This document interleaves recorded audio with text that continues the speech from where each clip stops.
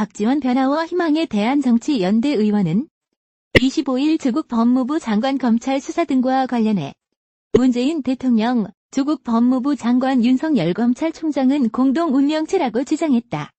박 의원은 이날 오전 MBC 라디오 김종배 시선집중 인터뷰에서 이같이 말한 뒤 조 장관이 수사로 인해 물러날 경우 이후 전국은 진짜 끔찍하다고 진단했다.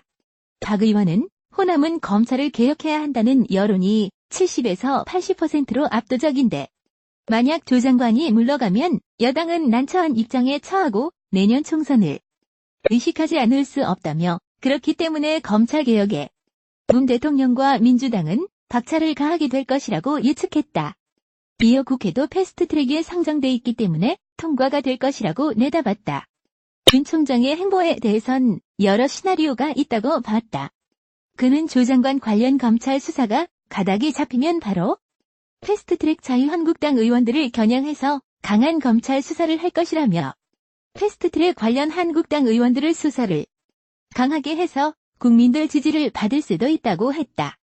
그러나 조 장관 관련 수사 결과에 따라 윤 총장 자리 보전이 쉽지 않을 가능성도 있느냐는 진행자의 질문에 가능할 수 있다고 답했다. 박 의원은 민주당이 피의사실 공표와 관련해 검찰 고발을 고민하는 것에 대해선 민주당 중진 의원도 경찰에 고발한다고 하는 것은 집권 여당을 포기한 거라고 했다며 정치권에서 모든 것을 고발 고소를 해서 우리의 운명을 저쪽으로 보내는 것은 옳지 않다고 본다고 지적했다. 박지원 무소속 의원은 25일 조국 법무부 장관이 검찰 수사로 인해 물러날 경우 이후 전국을 진짜 끔찍하다고 전망했다. 박 의원은 이날 오전 MBC 라디오 김종배 시선집중 인터뷰에서 현재는 문재인 대통령, 조국 장관, 윤석열 검찰총장이 공동 운명체라며 이른바 애프터 조국 전망을 내놨다. 그는 결과에 따라서 두 가지다. 이대로 극복해서 장관할 때와 물러갔을 때라며 그랬을 때 어떻게 될 것인가 하는 건 진짜 끔찍하다고 했다. 그러면서 더불어민주당도 만약 조 장관이 물러나면 굉장히 난처한 입장에 처하고 내년 총선을 의식하지 않을 수 없다며 그렇기 때문에 검찰개혁에 대통령과 민주당은 박차를 가하게 될 것이고 국회에서도 패스트트랙에 상정돼 있기 때문에 저는 통과가 되리라 본다고 내다봤다.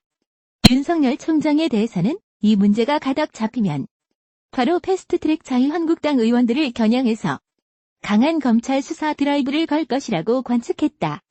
이어 이렇게 되면 일반적인 검사들은 정치권의 이전 투구에 검찰만 희생된다는 생각도 가지고 있지만 국민적 요구는 지금 강한 수사를 해서 빨리 마치라는 게 있다고 덧붙였다.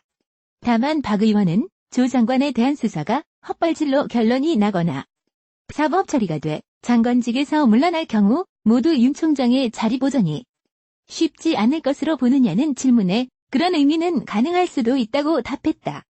박 의원은 민주당이 피의사실 공표와 관련해 검찰을 고발하는 방법을 고민 중인 것을 두고서는 정치권에서 모든 것을 고발 고소를 해서 우리의 운명을 저쪽으로 보내는 것은 옳지 않다고 본다고 비판적인 시각을 보였다.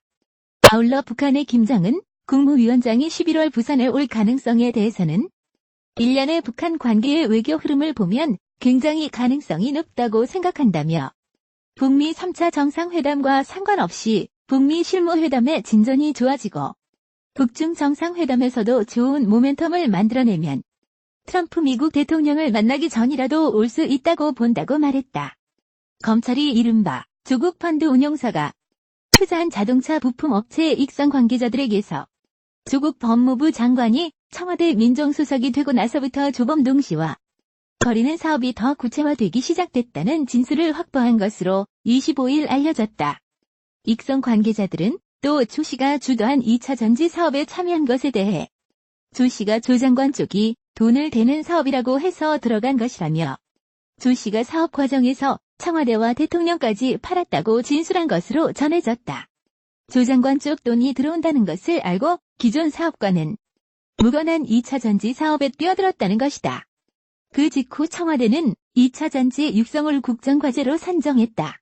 또 조국 민정수석 취임 직후 2차 전지 분야에 대한 정부 지원 예산도 급증한 것으로 확인됐다. 검찰은 조 장관 측이 사업 내용을 미리 알고 펀드 투자를 했을 가능성이 큰 것으로 보고 수사 중이다. 이 경우 공직자의 직접 투자를 금지한 공직자윤리법 위반에 해당한다. 조국 펀드를 운용한 코링크 P의 실제 대표인 조 씨는 조 장관이 2017년 5월 청와대 민정수석이 된 직후부터 코링크 P를 통해 2차 잔지 업체인 WFM을 인수하고 익성 자회사인 IFM에 지분 투자를 했다. 익성이 자회사로 2차 잔지 업체인 IFM을 설립한 지 한 달 뒤인 2017년 7월 청와대는 2차 잔지의 육성을 국정과제로 삼았다. 검찰은 조 장관 측이 미리 국정계획을 인지에 활용했는지를 집중 수사하고 있다. 자유한국당 윤한홍 의원이 산업통상자원부에서 받은 자료에 따르면 익성은 조 수석 취임 2개월 뒤인 2017년 7월 소재 부품 기술 개발에 6억 8천만 원, 같은 해 10월 탄소산업 기반 조성에 11억 5천만 원 등 4사업에 정부의 연구, 개발 지원 예산 35억 2천만 원을 받은 것으로 나타났다. 이는 4사업에 대한 전체 정부 지원금의 38.5%에 해당한다. 익성은 2014에서 2015년에는 탄소밸리 구축, 나노융합 등 4사업의 정부 예산 16억 7천만 원을 지원받았다. 조 수석 취임 뒤 정부 지원 금액이 배 이상으로 증가한 것이다. 또 다른 조국 펀드 관련사인 WFM 역시 지난해 7월 전라북도 2차 잔치 사업 육성 대상자로 선정돼 예산 1,860만 원을 받았다. 이런 사업 예산은 모두 문재인 정부의 신소재 산업 육성 등 국정과제 실현을 위해 배정된 것이다. 25일 퇴근하는 조국 법무부 장관의 오른손에는 케이크가 들려 있었다. 조 장관의 부인 정경심 동양대 교수는 이날 자신의 페이스북을 통해 딸아이의 생일에 아들이 소환돼 전 가족이 둘러앉아 밥 한 끼를 못 먹었다며 검찰 조사에 대해 우회적인 불만을 드러냈다. 이날 조 장관이 케이크를 들고 퇴근했다. 조 장관의 딸은 최근 2차례 검찰에 소환됐다. 아들도 25일 새벽까지 검찰에서 조사를 받았다. 최근까지 정 교수는 페이스북을 통해 언론의 오보에만 대응했다. 감정적인 표현을 쓰거나 검찰 조사에 불만을 드러내지 않았다. 하지만 자녀들에 대한 조사가 이어지자 모욕감, 서글픔, 나쁜 놈, 덫에 걸린 쥐새끼 등의 감정적인 표현을 사용하며 강한 불만을 드러냈다. 또 가슴에 피눈물이 난다며 자녀들에 대한 검찰 조사에 대한 심경을 밝히기도 했다. 이날 조 장관은 평소보다 퇴근이 1에서 2시간 늦었다. 대전지방검찰청 천안지청에서 검사와의 대화를 마친 뒤 오후 9시까지 서울정부 청사에서 다음날 있을 국회 대정문 질문을 준비한 것으로 전해졌다. 조 장관은 이날 9시 30분쯤 법무부 관용 차량을 타고 서울 서초구 자택의 모습을 드러냈다. 차에서 내린 조 장관은 경찰에 둘러싸여 취재진 질문에 답하지 않았다. 남아있던 일부 지지자들은 퇴근한 조 장관을 향해 장관님 힘내세요라고 외쳤다. 이에 조 장관은 지지자들을 향해 고맙습니다라고 답하며 이들의 얼굴을 확인하고 자택 현관에 들어섰다. 지금 이 순간 조국 사태로 가장 당황하고 있을 사람은 당사자 빼고 아마도 양정철 더불어민주당 민주연구원 원장이 아닐까 한다. 양 원장은 조국 법무부 장관을 차기 여권 주자로 공개리에 점 찍었다. 그러나 양 원장이 문재인 대통령 만들기에 성공했는지 몰라도 그의 이번 큰 그림은 망가졌다. 양정철의 그림은 아마 조국으로 황교안을 누른다. 내년 총선을 압승한다. 조국의 몸집을 더 키워 차기 대선도 이긴다. 정권 재창출에 성공하면 문재인 대통령의 퇴임 이후는 평안하다. 조국이 대통령이 되면 내 미래도 탄탄하다 정도일 것이다. 여권은 조국 의혹이 이 정도일 줄은 예상하지 못했던 것 같다. 몇몇은 조국의 이중성에 혀를 내두를지 모른다. 어떻게 해야 할까? 끝까지 안고 가기엔 버겁다. 내년 총선 카드로서 차기 대선 카드로서 가치도 급락했다. 이 정도면 거의 정치권의 황우석 사태라 할 만하다. 출구를 어떻게 찾을 것인가? 그것도 빨리 찾아야 한다. 거의 진퇴양난에 빠진 셈인데 특단의 카드가 필요하다.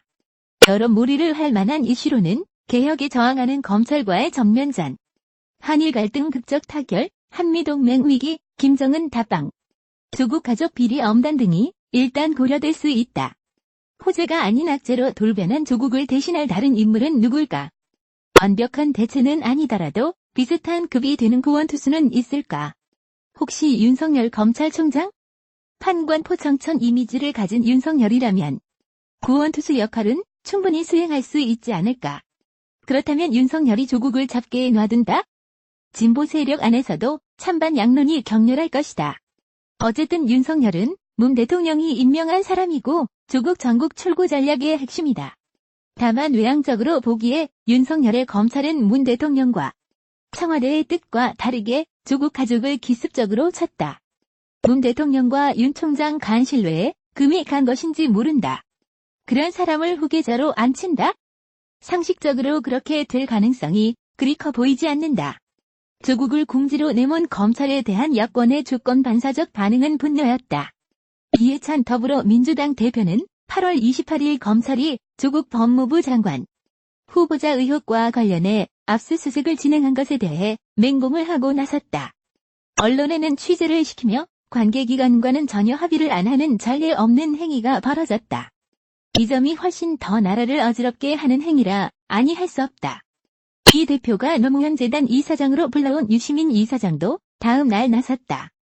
조국 후보자가 직접 책임을 져야 할 만한 상황이 한 개도 없다. 지금 그 조건에서 광범위한 압수수색을 했다. 충정은 이해하나 심한 오보였다. 아주 부적절하고 심각한 오보였다. 윤석열 총장의 오보를 준열이 꾸짖고 나선 것이다. 이중 문 대통령 지지 세력도 움직였다. 포털 실시간 검색어 장악에 나선 것이다. 이 캠페인은 조국 힘내세요로 시작해 가짜 뉴스 아웃을 거쳐 한국 언론 사망 정치 검찰 아웃, 검찰 쿠데타로 이어졌다. 누가 기획이라도 한 듯 일사불란하게 윤석열 검찰을 겨냥하는 모양새였다. 우연의 일치일까 아니면 보이지 않는 손의 작용일까? 사람들은 국가정보원 댓글 사건과 드루킹 일당의 댓글 공작 사건을 경험했다. 그러다 보니 이런 일이 우연의 일치로만 보이지 않는다. 지지층 결집 효과까지 일부 나타났다. 조국이 만신창이가 돼가고 있음에도 여권 내에선 윤석열 검찰을 제압할 인물은 조국밖에 없다는 내부 여론이 형성됐다. 그렇다면 왜 여권 전체가 조국 한 명 때문에 이렇게 절정내는 것일까? 일부 여권 인사들은 문 대통령과 조국 전 수석의 특수관계를 가장 큰 이유로 꼽는다. 이들은 이를 구도, 정책, 사상, 인간관계 측면에서 설명한다. 구도 측면에서 조국은 법무부 장관이 되고 내년 총선 때 부선에 출마해 당선되면 대선 주자로서 확장성이 높다고 판단됐을 것이다. 호남 PK 후보라는 필승 구도에 들어맞는다. 정책 측면에서 노무현 전 대통령이 검찰 수사를 받다 자살한 이후 그 친구 문 대통령이 가장 중시해온 정책이 검찰개혁이다. 조국은 이 검찰개혁을 이룰 최적임자로 여겨졌다. 우선 조국은 검찰을 불신하고 증오함으로 검찰의 칼을 댈 수 있다. 또 민정수석 업무의 연속성이라는 측면도 있다. 사상 측면에서 조국은 산호맹 경력으로 인해 문 대통령 미 청와대 386 운동권 참모와 어떤 정서적 유대감을 공유한다. 조국이 사회주의를 아직 버리지 않았다고 공개적으로 말하는 것도 이들에겐 소신으로 비칠 수 있다. 인간관계 측면에서 조국은 문 대통령의 부산 후배이다. 지난 수년간 문 대통령의 정치 행보를 정당화하는 이론을 충실하게 제공해왔다. 문조도 사람 사이의 신뢰감이 형성됐다. 모두가 배신하더라도 저 사람은 절대 배신하지 않을 것이라는 신뢰감이다. 이것은 퇴임 이후를 생각해야 하는 문 대통령으로선 중요한 문제다. 게다가 조국은 거의 유일한 친문제 임기 차기 주자다. 반면 이낙연 국무총리와 유시민 이사장은 노무현에게 등을 돌린 전력이 있고 박원순 서울시장과 이재명 경기지사는 지난 대선 때 문 대통령을 심하게 몰아붙였다. 취임 후 문 대통령 내외는 민정수석 조국에게 자신의 자녀 문제 관리를 일임했다. 이런 구도, 정책, 사상, 인간관계 측면에서 조국은 문재인 정권의 적자이자 문 대통령의 퇴임 후 안전판이었다. 이렇게 문조 특수관계가 형성됐다고 할 수 있다. 문 대통령도 조국 사태를 보면서 양정철 원장 못지않게 놀랐을 것이다. 그 또한 조국이 이럴 줄은 몰랐을 것이다. 순간 배신감도 느꼈을 것이다. 조국을 버릴 것인가 말 것인가. 처음 그를 청와대로 불러들여 민정수석이라는 중책을 맡겼을 때 문 대통령은 어떤 생각이었을까? 노무현 옆 문재인을 연상했을 것이다. 실제로 조국 전 수석은 문 대통령이 그랬듯 긴 기간 대통령 곁을 지켰다. 아직 임기가 끝난 것이 아니기에 다시 불러 중책을 맡길 여지도 있다. 과거 자신이 노무현 정부 시절 민정수석을 거쳐 비서실장을 한 것처럼 말이다.